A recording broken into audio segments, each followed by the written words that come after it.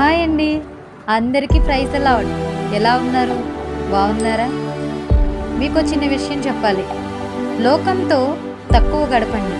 గదిలో దేవునితో ఎక్కువగా గడిపితే అప్పుడు ఆయన చిత్తం, ఆయన ఆలోచన విధానం మీకు అర్థమవుతుంది.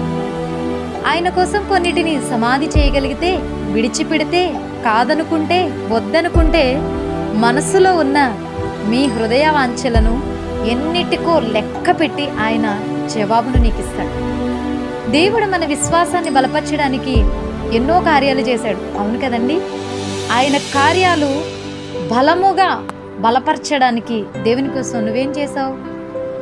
ఆయన పనికి నువ్వు లాభంగా మారగలిగితే అప్పుడు తప్పకుండా మనకు కావలసిన అనేకమైన లాభకరమైన ఆశీర్వాదాలను దేవుడు మనకి ఖచ్చితంగా ఇస్తాడు. ఈ మాటలు మీ హృదయంని ఫలింపచేయును గాక. అందరికీ ప్రైజ్ ది లార్డ్.